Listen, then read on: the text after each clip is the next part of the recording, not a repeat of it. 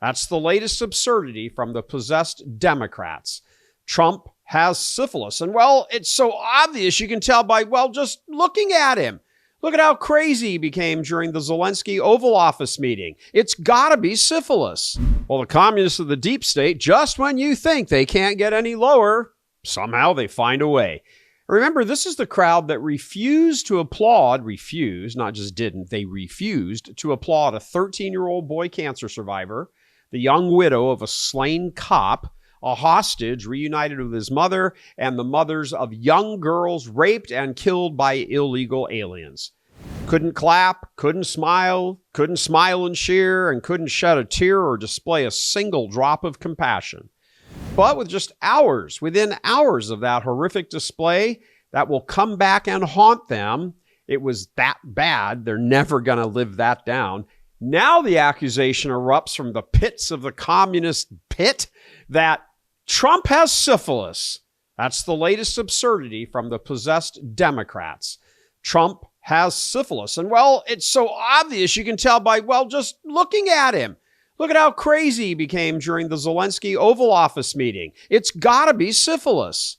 The latest chapter of the ongoing novel, Orange Man is Bad, is brought forth by none other than James Carville, the mastermind behind getting the sleazebag Bill Clinton elected and then reelected. And I don't mean madness like I'm mad at you, you mad at me, you didn't say this. I'm talking about madness like King George III kind of madness. But I think we should revisit the possibility of a syphilis diagnosis.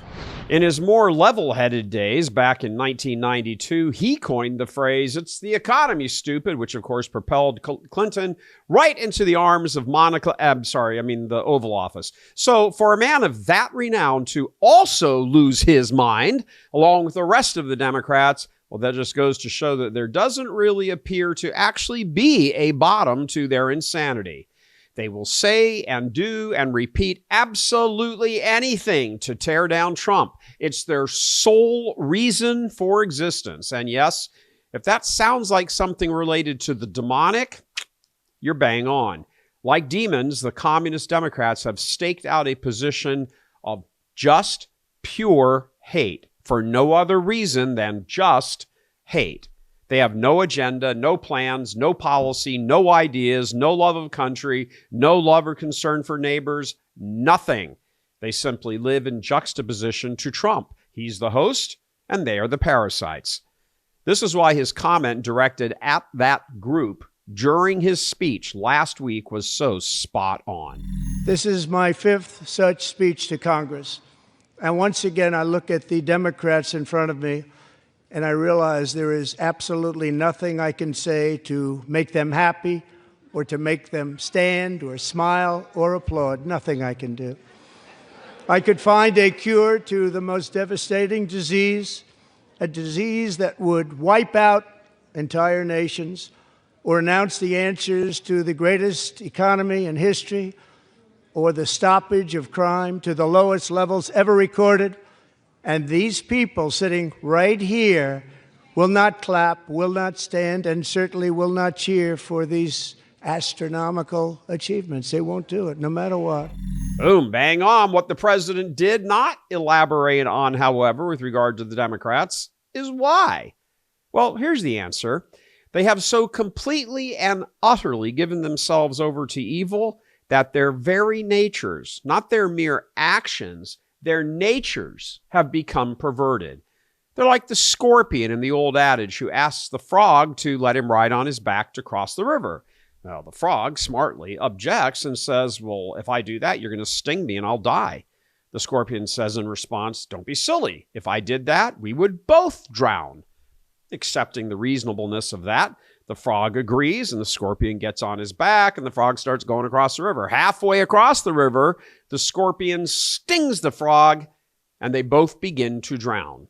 When the frog says, why did you do that? We're going to die now. The scorpion says, sorry, it's my nature.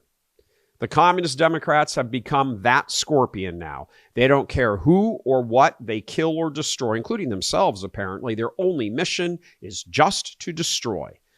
Trump may be the immediate focus of their attention, but the reality is something else Trump also said a few years ago.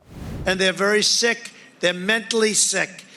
They're going after me without any protection of my rights by the Supreme Court or most other courts.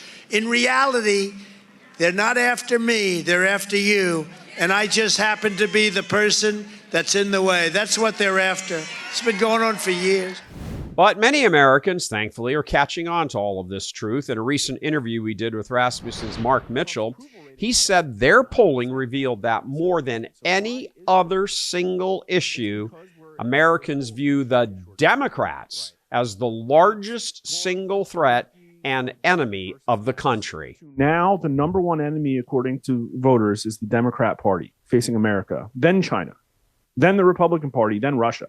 Did you catch that? A whopping 31%, when a third of the country believes you to be the existential threat, not climate change, not COVID, not any of those whole giant list of Democrat existential threats, but you are the single greatest feared enemy of the country.